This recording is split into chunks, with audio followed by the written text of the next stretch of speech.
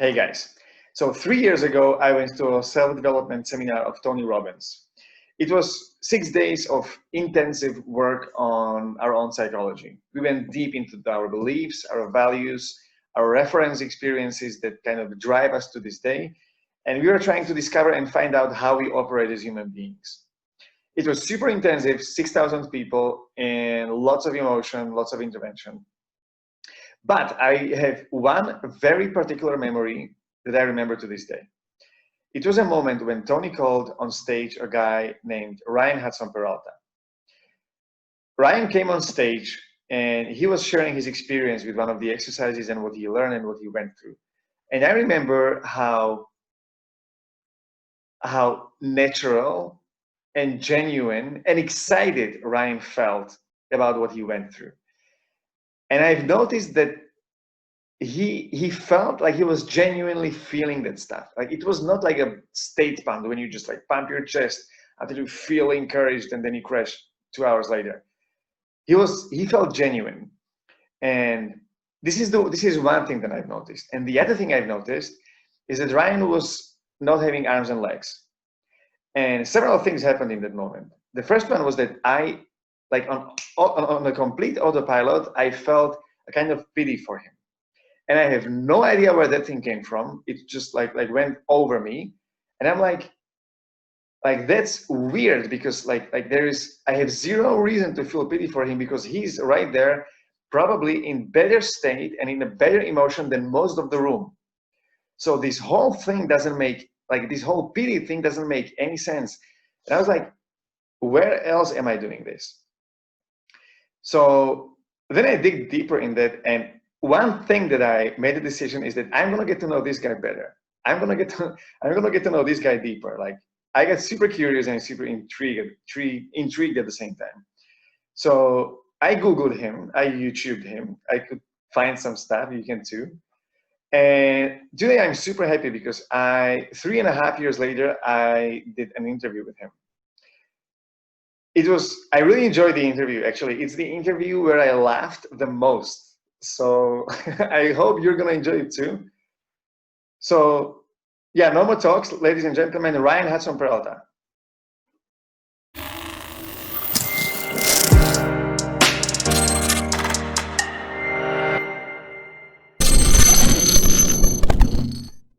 Man, like I'm doing something wrong here. Yeah. So. Yeah. It's funny because being at the Tony Robbins events, it was so strange because I've heard of Tony Robbins and I've been following his career for a long time, and ever since I was a kid, I remember my parents listening to Tony Robbins tapes and CDs, and when he would talk about like creating positive energy and in changing your state, it was crazy because he was like talking about things that I've been doing my entire life, and I didn't know there was like a name for them or other people did them, and so it was a lot of fun, like being there and able to hear like him talk about how he does things and how they align with things that I do. So it's pretty cool. I see. Yeah. Sounds like you have a really awesome parents, I think. Like from the videos I've seen with you on YouTube. Yeah, my parents are amazing. I definitely wouldn't be who I am today without their support. I mean, they've always had my back. They still have my back to this day. I mean, you got to realize, like, when I was born, there was no technology. The technology wasn't there to know that I had a disability at all. So the day I was born, the doctors took me away from my parents, and they're like, well, we want to see my son. Bring me my son. And they kind of like fought with her, and they said, hey, there's something went wrong, and we understand if you don't want your son. But so we wanted to let you know before we let you see him that there's something wrong. He has no arms and legs. And they're like, my mom's like, I don't care. My dad's like, I don't care. We want to see our son. Bring me our son. And so I've been doubted since day one. And my parents, my number one and number two biggest fans and biggest supporters. Like I said, they've always been big, huge supporters of me. That's really awesome. So for those of you who are listening and don't really know you, how do you define yourself today? Who are you for people who are familiar with you? I always tell people when I email them, or if they haven't met me yet, I always tell them I'm a father, I'm a husband, I'm a designer, I'm a mentor, I'm a motivational speaker who just happened to be born without arms and legs. Um, because I don't let my disability define who I am. I define who I am myself by being all those things, and having a disability is just one part of who I am, and it's not, like I said, it's not something I let define me. It's just a label. I always tell people, you are what you say you are. If you're sick and you keep telling yourself you're sick, you're sick. If you're disabled and you keep telling yourself you're disabled, or you're hurt and you keep telling yourself you're hurt, you're just going to keep being that. You're just going to keep being what you say you are.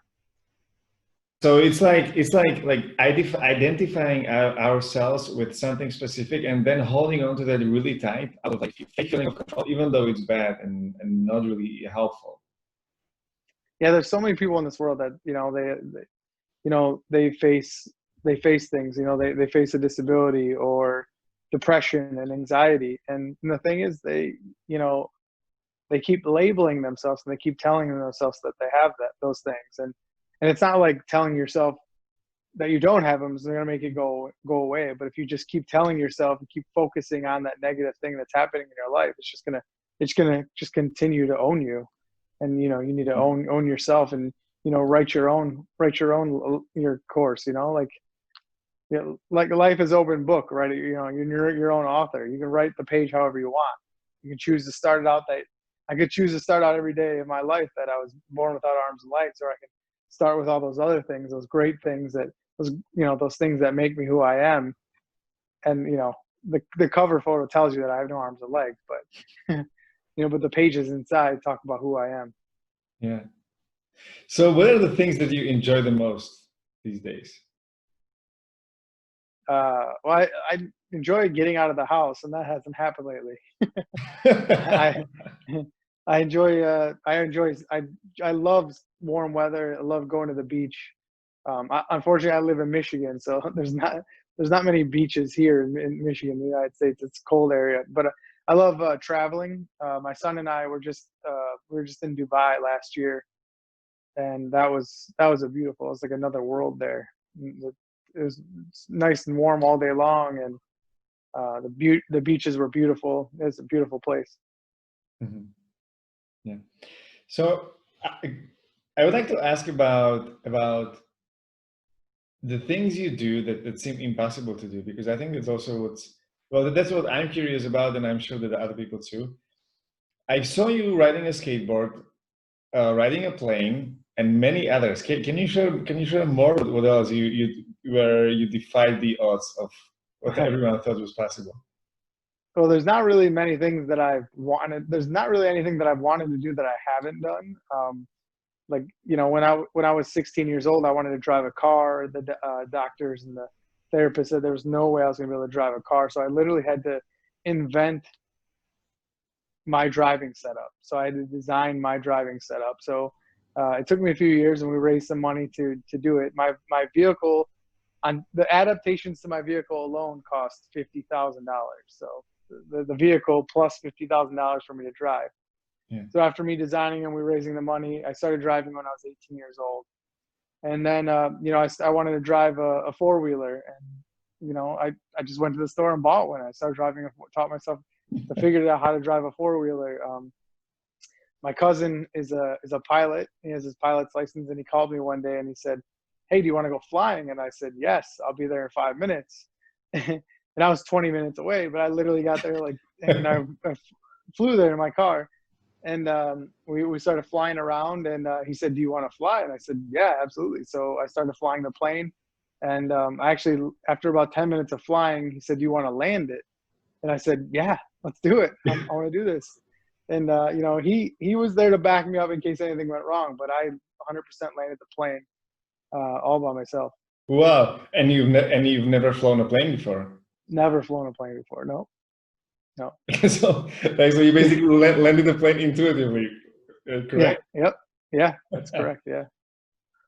I'm just thinking about what are the odds of surviving this under whatever circumstances. Yeah. It's funny because he told me that, like, he always knew. My mom, when I was a kid, my mom always said, "One day you're gonna fly." She always knew that I wanted to be a pilot. But when I was a kid, I wanted to be a pilot. And my cousin said that was one of the reasons why he went to get his pilot's license, was to be able to take me up flying anytime I wanted. So I thought that was really cool.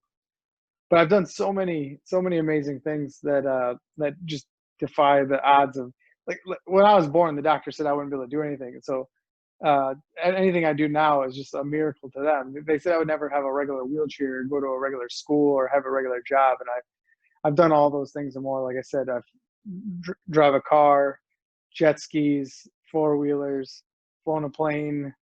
Man, I've gone surfing. I mean, I've done it all, or I'm gonna do. I haven't skydived yet, so I definitely want to do that one day. Yeah, Yeah. awesome. Wow, like I'm really blown away, because like you're really basically, you're really saying that like nothing is really impossible, and I love that. I love when you said that there is nothing you wanted to do and didn't do. So like Yeah, absolutely. I you tell really people all the don't time, accept that something is impossible.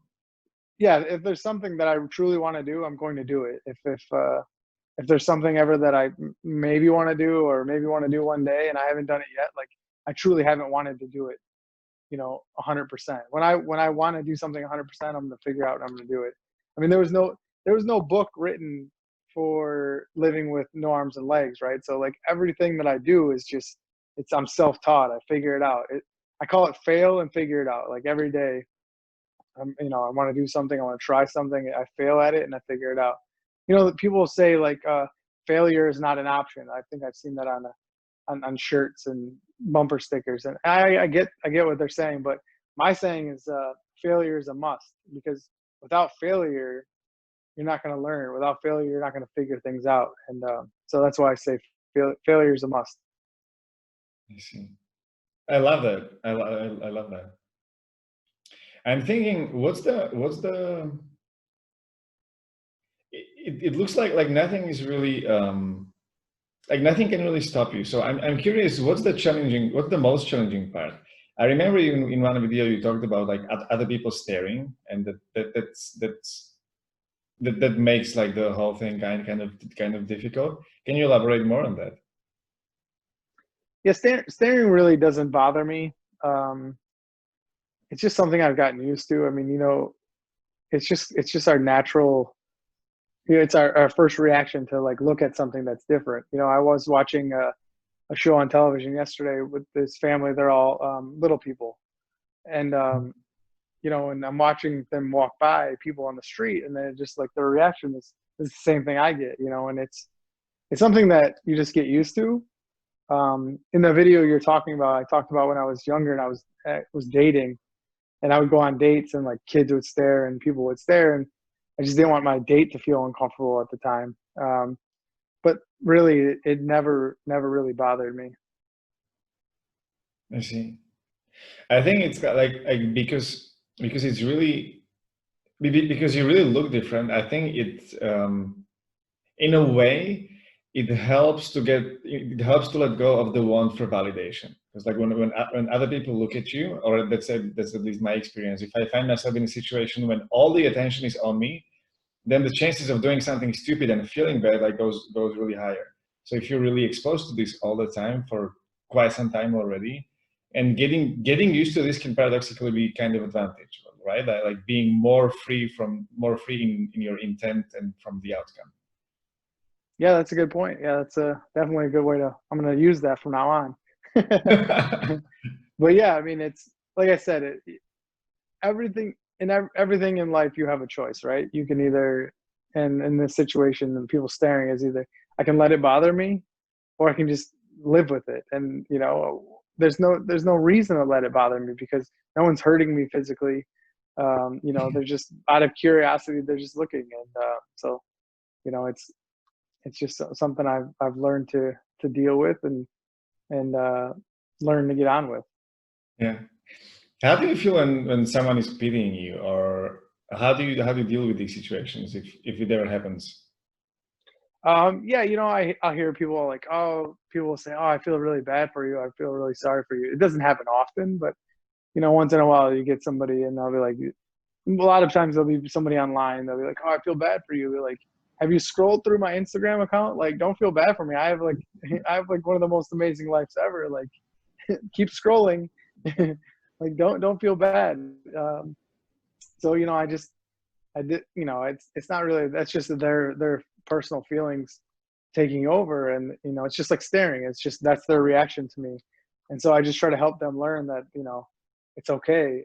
My life is great. My life is amazing. And there's nothing to feel sorry for. Yeah. I have a grandma who is in like extreme self-pity for decades. And to her, it seems impossible to get out of that. She's 80 now. And it's like she genuinely feels that she's objectively being hurt so much that there's no way around it. And I think like and you are a living proof of that it's all a psyche and it's all a matter of perspective. Yeah. Self-pity is tough. I do a lot of mentoring and life coaching, and I have, and just people I run across that are, have members of my family or friends. When it comes to self-pity, I don't allow it. Like, like I just tell people, like, I'm not gonna let you feel sorry for yourself. Like, that's a joke. Like, that's an, but your grandma's a different situation. She's how old? 80 something, 90 Yeah. something. Yeah. At that point, I can't tell her anything, but really, like, I could feel sorry for myself every single day of my life. I could pity myself every single day of my life, but where does that get me? Nowhere.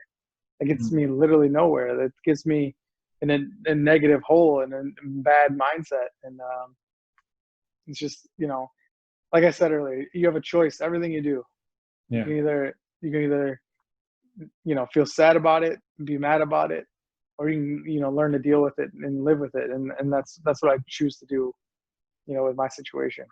Yeah. I'm curious, do people ever complain to you? Like, because self-pity is basically about complaining. And I would feel stupid if I were complaining. Yeah, people definitely complain to me about their life. But see, I don't think bad of them at all. It's like, it's like a bodybuilder. They go to the gym and they train and they build up their muscles and they get big muscles. And that's something that I've been able to do my entire life. I'm 40 years old, so it's taken me 40 years to get to where I am at this level. So I can't look down on somebody for having a bad day or feeling a certain way about themselves, because that's just how they are, or how they are in that moment. And all I can do is try to help them. So Yeah. And what do you do when they're complaining? Like, how do you approach this thing? well, the first thing you do is whatever is bothering you, you focus on all the positive things in your life, all the things that you're grateful for. And this is a trick that I've done ever since I was a little kid. Like, my brother wanted to play baseball and I couldn't play baseball.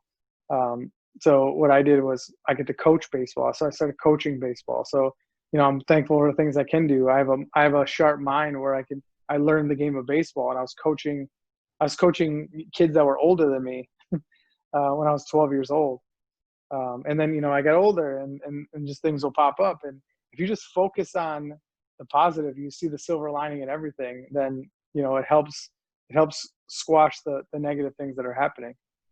People will say, oh, I got a flat tire in my car today and driving to work, and they start focusing on that, and they're focusing on the negative thing. Well, some people don't have a car. You could have been on the side of the expressway and you could have got, hit by a car. There's so Yeah. many things. Like, you're alive right now. I always say, if you're struggling with something to be thankful for, start with the air you're breathing. Hmm. So, and then you build upon that. Yeah. I also heard another sentence, like, if you like assume that tomorrow you will only get the things you are grateful for today, and suddenly you Yeah. have a whole bunch of lists and a whole bunch of things to be Yeah. grateful for, because Yeah. now you're at the risk of losing all that. Yeah. Yep. I was watching the other video you made after the UK YouTube channel made it, and you mentioned about how people went crazy about your age. Yeah. That was great. There was like I don't know, someone counted, I don't know, someone with too much time on their hands counted. They said there was like 400 or 40 comments about, "Are you sure he's 40 years old? Are you sure he's 40 years old? Please make." The one comment was, "You need to make a video about how his skincare regimen." I thought that was great. Yeah. Dude, I was watching the video and I intentionally went through all those comments, and I was laughing so hard because like some of the people are really crazy. And I just wrote three. Oh, great. That's awesome. One is like the one comment that got 70, like about 75 re-comments was like, "Yeah, but let's talk about how young he looks." And then like the storm started, and the first comment is like, "I turned 40 this month and I look like a crypt keeper." And then someone goes like, "He looks like his kid's brother." And then like, and this one just blew my mind. There's someone who said that you look so young because you look some kind of face moisturizer. And then there's another guy who said that face moisturizers are not healthy for your skin. And then these two guys starts fighting, and they fight over like 15 comments about whether moisturizer is or isn't healthy for your skin. And That's with the great. guy literally attacking the other one by saying like you're so illiterate that you wouldn't even be able to spell the ingredients of the skin moisturizer. And I'm like, I'm done. Oh man. Oh, that's great. Yeah, the YouTube comments, man, you could just go on. They'll go on for days. People just keep going back and forth. That's great. Thank you. I needed that laugh. That was good. So what's the real secret? Do you really use your skin moisturizer? No skin moisturizer. That guy's gonna be like, "Yep, see, I was right." Told you. No skin. Told you, skin moisturizers were bad. Yep, no skin moisturizers at all. Actually, I don't know. I mean, I was in the sun a lot too, so I thought I would look older than I am. But people, the funny thing is, people think when my son and I are out at a restaurant or anywhere, they're like, "Oh, are you guys brothers?" And I'm like, "No, this is my son." They're like, "What? No way!" Every single time. So that's funny. That's funny. You talk a lot about fear as well. Like when I was watching the other video and you were sharing about how when you are when you are going to do something that's going to defy the odds, at first you need to have really the confidence that you can actually make it, and that allows you to do that thing. How do you get to this place? Because like overcoming fear is basically the number one problem people are solving in self-development and even generally in the world. So do you have any philosophy around this, or what's your rule of thumb? And again, this is something that I've worked at my entire life. And so when I say it to people, it's like they're like, "Oh, okay, well, yeah, I'm gonna do that." but really, like, if fear, it starts with self-doubt, right? If you don't have the confidence in yourself, then that it all starts from within. Like, nothing is the only. I have this saying. I mean, you might have heard this. It's don't be your own speed bump, because the only thing that can slow you down or stop you in life is yourself. And if somebody really truly wants to do something, then they shouldn't let fear be the thing stopping them. They shouldn't let themselves be the thing stopping them. That, to me, it just doesn't make any sense. It's like, if I want this glass of water here, but my fear is that I'm going to knock it over, I'm going to spill it, right? I have to just get over that quickly. Like, okay, what if I do spill it? What if I do drop the glass and break it? What is the real problem going to be then? And then there's just the littlest things that start out that you think you're doubting yourself. Like, oh, I can't pick that up. I'm going to drop it. I can't do that. I'm going to drop it. But really, what if you do fail at it?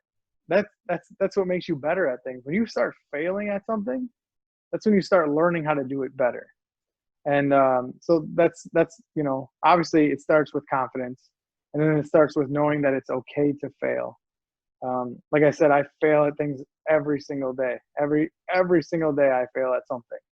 Whether it's getting up on the toilet, or I miss, or climbing up and down the stairs, or I'm working out and I lose one of the bands and they go flying across the room. It's okay. I didn't hurt myself. I didn't die. Nobody's hurt. Nobody's injured. I just fail. I figure out how to tie it up better so it doesn't go flying. Or, you know, I figure out how to hold the glass up against. I've had to hold the glass up against some crazy things to get a sip of water before, you know. So these are just things that you just get over it. You just need to know it's okay that if you fail at it, and you need to realize that if you do fail at it, you know, the consequences are most of the time really small, unless you're like worrying about jumping out of an airplane and you know, worrying about failing at packing your chute. That's a little different. But I find that people that have this big fear of something, or this fear of trying something, typically it starts with smaller things, and the doubt they have in themselves and the confidence level. Mm-hmm.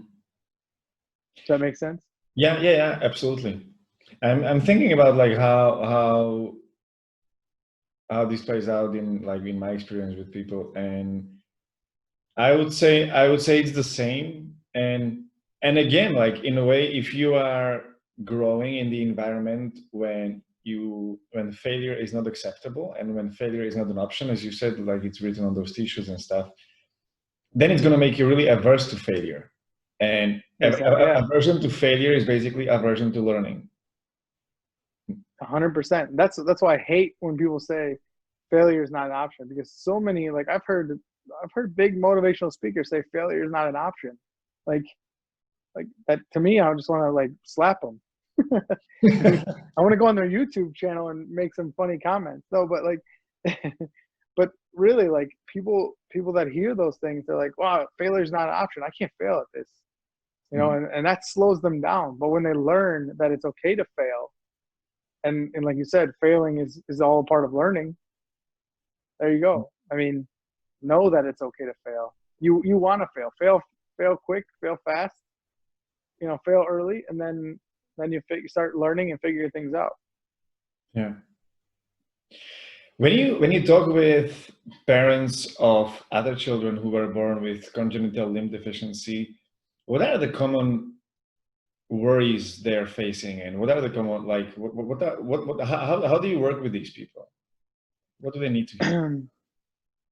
Well, a lot of times, just after meeting me and meeting my family and my kids and my wife, and seeing that I have a full-time job, like honestly, sometimes that's all they need to see is like, wow, my son has the same disability as him, and Ryan's doing everything. Ryan has a family. Ryan has a full life, and so just like being able to share my life with them alone has a big impact.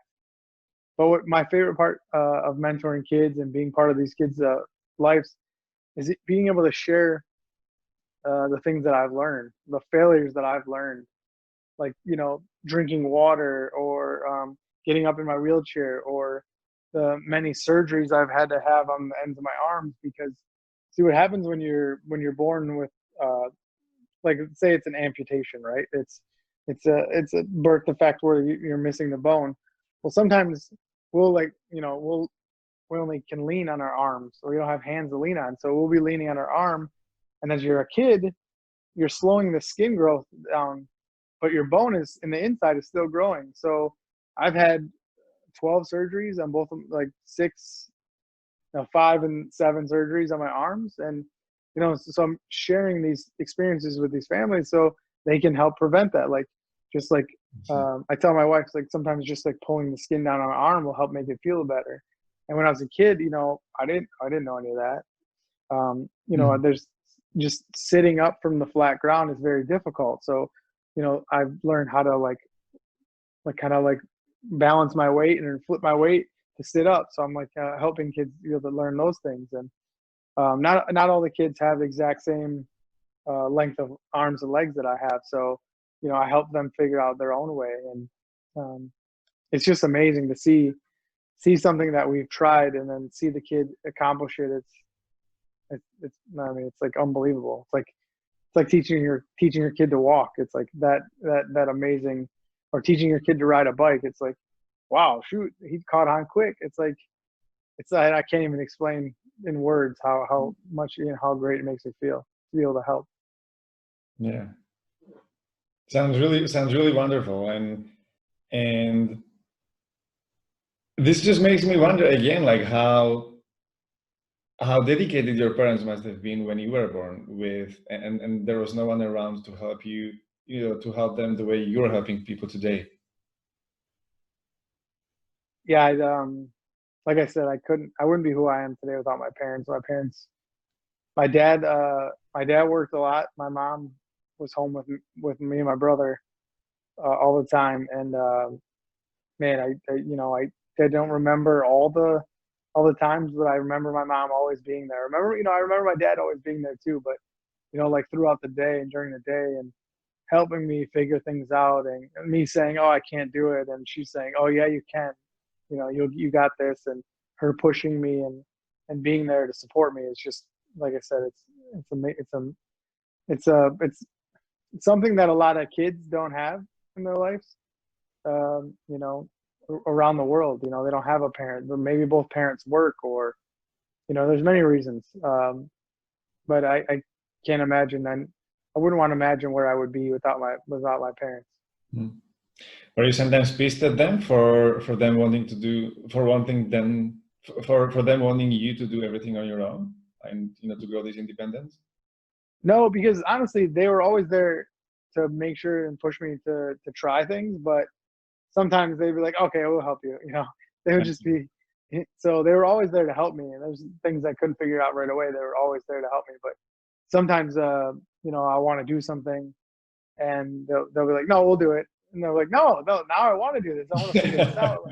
So yeah, I was never mad at them about that.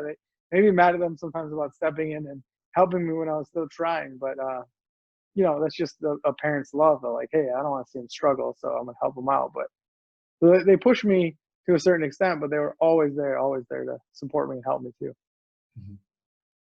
So looking at the everyday life, how many things do you need help with, or to put it differently, how independent you can be with like the day-to-day life? 100%.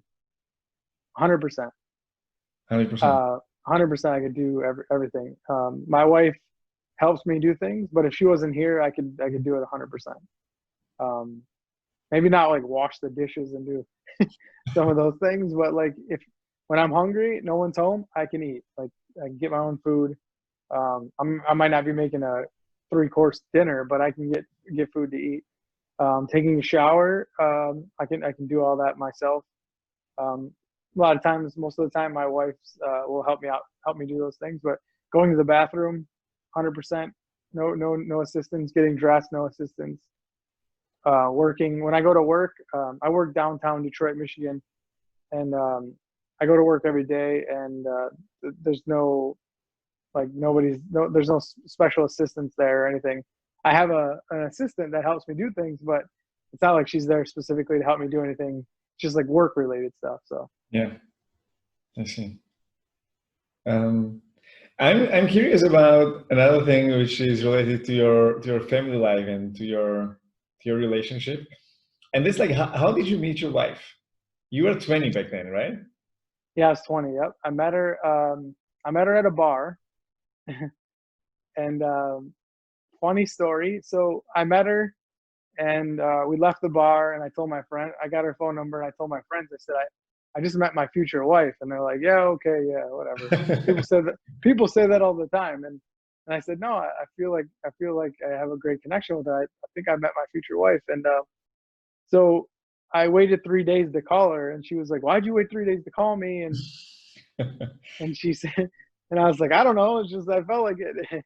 And so when I was talking to her on the phone, she said, "Hey, my mom knows you." And I was like, "Okay, that's weird." And she's like, "Yeah, I was telling my mom about that I met you and that you had no arms and legs."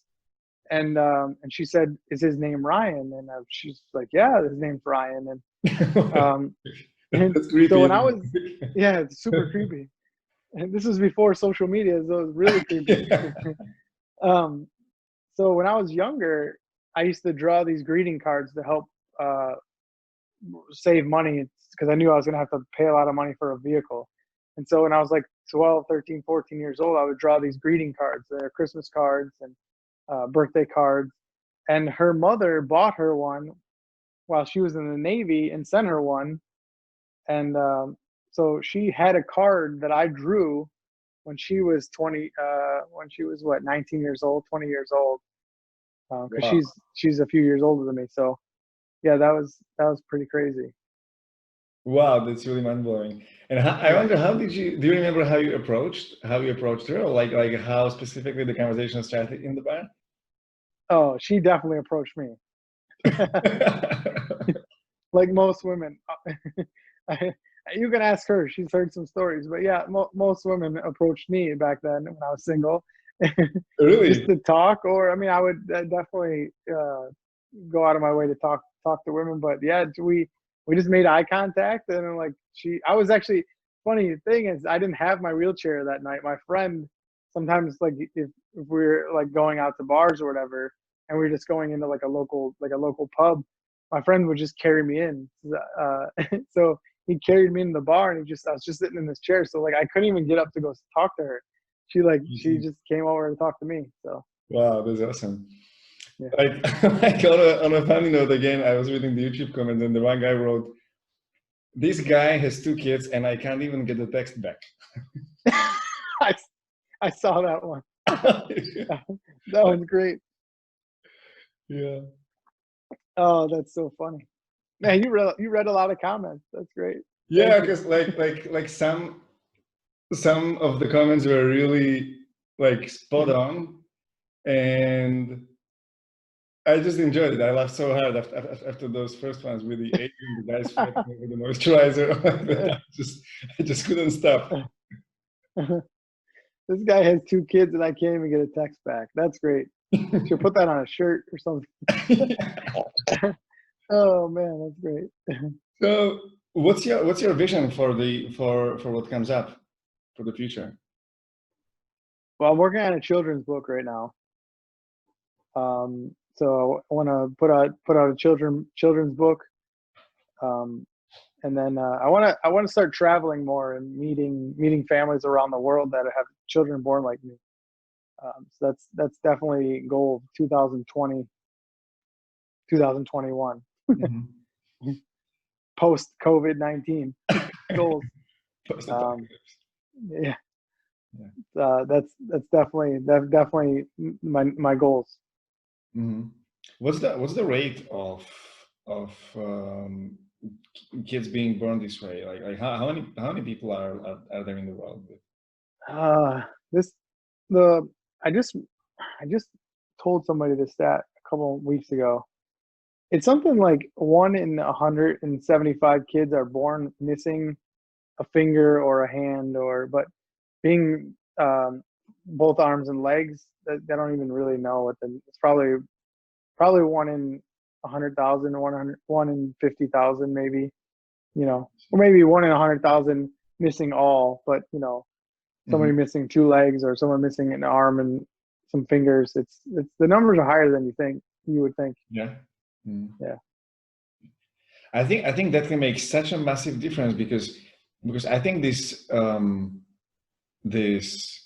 urge or this impulse to feel pity and to feel sorry is so deeply ingrained in people that as long as there is no strong role model that it can be done differently, they will automatically fall into those patterns, and that basically determines what their lives are going to look like. Yeah, I mean, it's pretty much like you said. It's default to pity, and it should be default to positivity. And we have so many things in this world to be grateful for. People are complaining about being home and not being able to go get a haircut, which I see you need to get a haircut. I got lucky. Your hair, dude. So like, I wasn't thinking that you're too loud. I'm bald. I just shaved my head. But people are complaining. Like in Michigan, there's people that go to our Capitol building and are complaining that part of their cities, part of their town, or part of the state's not open up. Meanwhile, there's people that are losing everything they own because they're out of work. So it's sad. Like a lot of people are really selfish these days, and it's unfortunate. And I want to make sure that, you know, all the things I do for families, I don't charge money. I don't, you know, I don't, it's not about making a dime. It's about making an impact. And that's what I would like to, you know, I want to not only help these families, but also let other people see what I'm doing, and hopefully encourage more, you know, of making an impact in the world. Yeah, that's beautiful. Thank you. And yeah, I want you to comment on my YouTube channel. That's beautiful. And let that, hey, you gotta let that guy know that it's no moisturizer. yeah, I talked to him. Yeah, I had a question, but he just left. What do people ask you that's really annoying? Like, this question just came up from somewhere. Honestly, I don't get annoyed by any questions at all. It's like, it's a questions and people staring. I'd rather people ask me a question than stare. But like I said, neither of them bother me. Like, but like, honestly, I feel the only dumb question is the questions that don't get, you know, asked. People that assume that, you know, people at my work that I don't work with on a daily basis that might see me. People have said like, "Oh, what time is someone picking you up?" Or, you know, if I get dropped off somewhere, like, "What time is that?" That's an annoying question. What time is someone coming to pick you up? Like, no, I drive myself. But but I would rather them ask like, "Hey, do you drive?" Like, "Oh, that's amazing," instead of insinuate or thinking, "Oh, he doesn't drive. Someone's got to pick him up." You know, so I guess that is kind of annoying, but I don't get bothered by any questions. Like, I'm an open book. People can ask me anything. That's awesome. Even what kind of moisturizer I use. And it's so annoying because like these questions just gets shut out on autopilot. Yeah. I could feel it with myself when I was, you know, thinking about the interview, and I'm like, stop this. Like I saw your videos. I know. That's why I asked you the question in the beginning, how you define yourself, because I knew I knew you said that you don't like when people define you as a guy with no arms and no hands. And there are all these things, like being a father, being a husband, being a speaker, being a coach and stuff. And you happen to have no arms and legs. Yeah. So awesome. And when it comes to speaking, what kind of people are questioning? What kind of questions are people usually asking? Like what is the repeated question that people get, you know, blown away with? Honestly, they always ask me what's my goals. They always ask me like what I want to do, like what I want to do next. And that's always like, or another one is, what they ask me is like, what's something that you wanted to do that you haven't done yet? And my answer is, I've done everything I wanted to do.